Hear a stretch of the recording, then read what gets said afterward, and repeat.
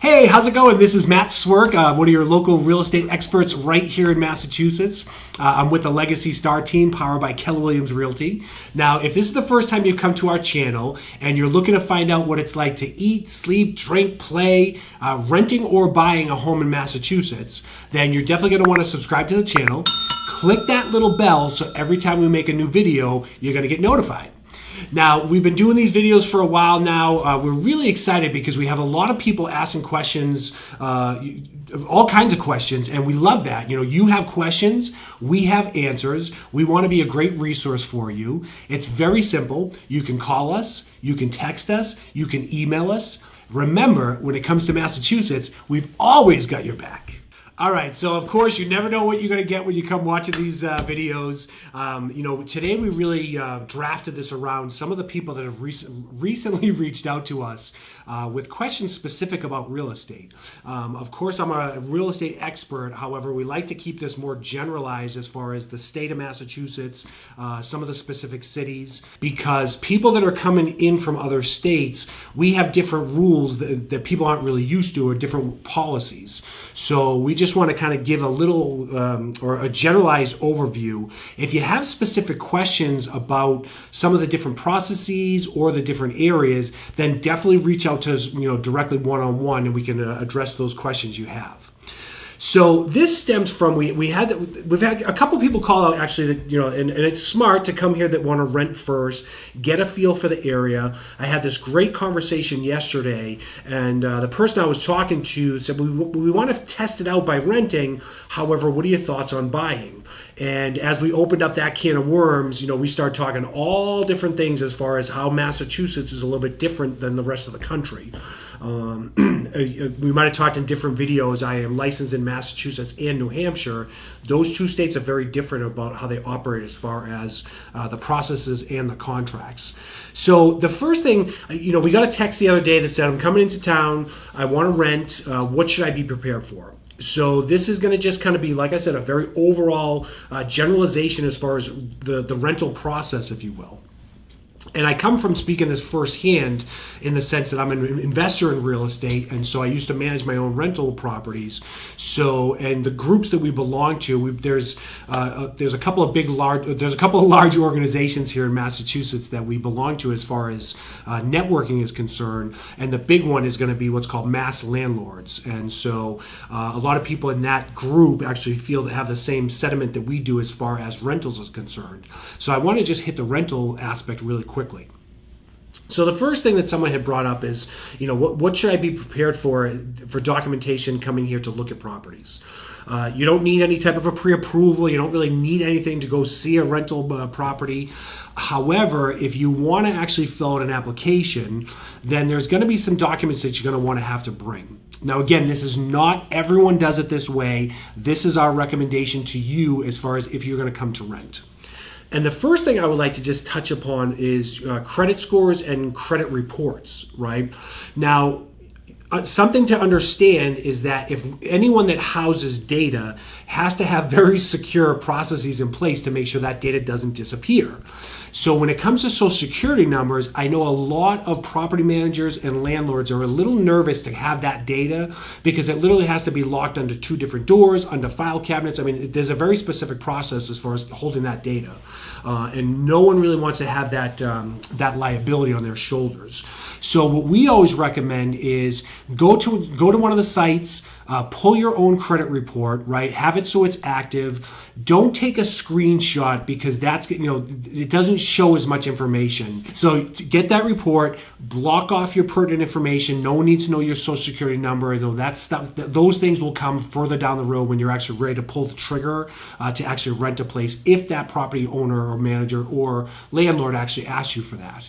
So have your own credit report there so that way you can just say, here it is, I recently pulled this, here's the date, so that way they know it's active. Credit is a whole nother conversation as far as what expectations are.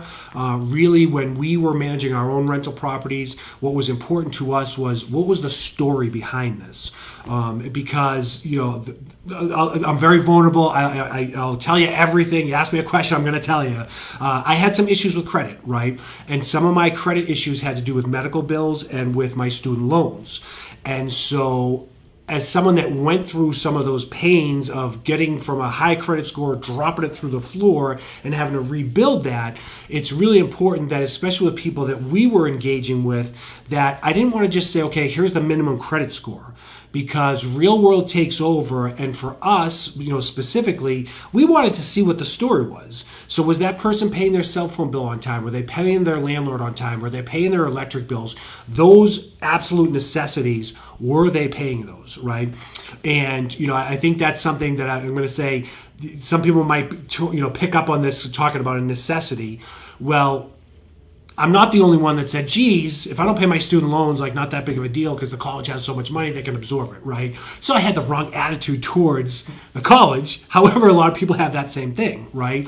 And when we come into medical emergencies, sometimes those get pushed off. So I pushed those off. I had to repay those. I had to rebuild them. So it's important to know what is that landlord or that owner going to be looking at as far as credit scores are concerned, right? And really, when it comes to fair housing, each person sets their own standard to rent. And as long as they hold every single person to that same standard, they can create the rules of their own engagement, right? So someone could say it has to be a 700 credit score, has to be, a 3-to-1 debt to income as far as renting is concerned. So there's a lot of different factors that come into play. And again, that it's going to be specific per property. The second thing I would touch upon, and this comes from the conversation we had last night, we were talking about the different areas of the state. And really, if I'm over here, what does that get me versus here and here? And the conversation was really framed upon, for us as a real estate company, the first thing we always want to do is find out what is it that person needs and wants. So that way we can turn around and provide them with an A++ experience. So I said, listen, before we really get into anything, I would want to understand, what is your lifestyle going to be, right? Because you hear us talk about the different parts of the state, the North Shore, the South Shore, North Central Mass. We started talking about the South Coast, and this person said, geez, you got my head spinning with all these different areas. And I said, well, I just want to I want to identify the different areas on the map and say, okay, if you're going to live, a lot of people live on the North Shore because they will like to be close to the city. However, that's kind of the gateway going up into New Hampshire. So if you're into a lot of outdoor activities and mountain climbing, and I could just go on and on with the list, maybe it's better to look on the north side of the city. Then if you're looking for more of the beaches, the Cape, south of the city on the South Shore, that's the gateway into Cape Cod. So I said that maybe you're going to look at a place like Quincy or Braintree. I was all excited because I'm from Quincy. So, she was like, what's Quincy all about? I was like, oh, let me tell you about Quincy.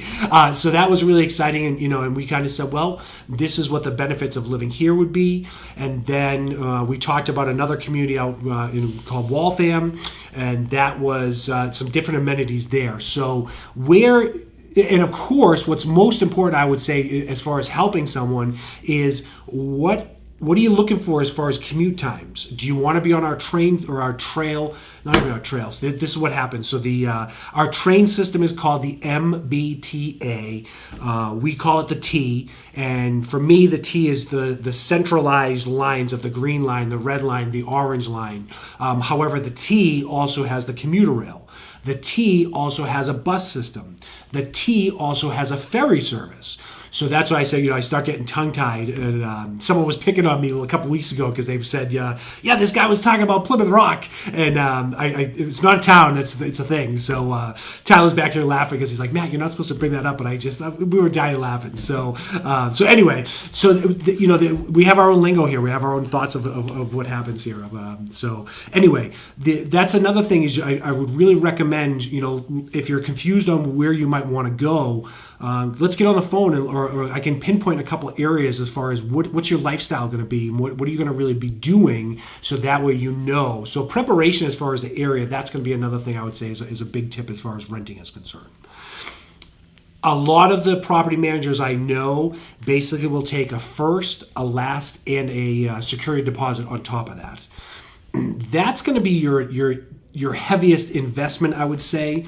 Some people only take a first month rent. Some people only take a last month rent.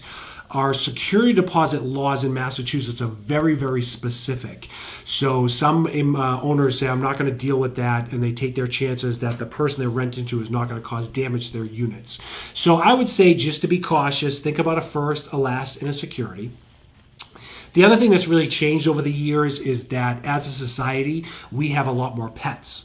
So, of course, people get nervous about owning properties if you have pets, because what damage could they do? So a lot of property owners say, we're not going to allow any pets at all, okay?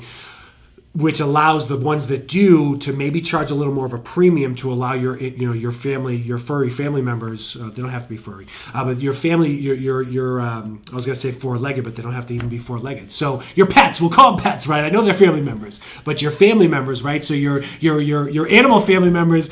As far as the requirements, like I said, they're all over the board as far as, what is the income compared to the rent going to be. I know that a lot of people do a 3-to-1, so that as far as you have to make 3 times the month payment, 3 times the rental payment in income to qualify for that, right? Because they want to make sure you're able to, to pay your bills.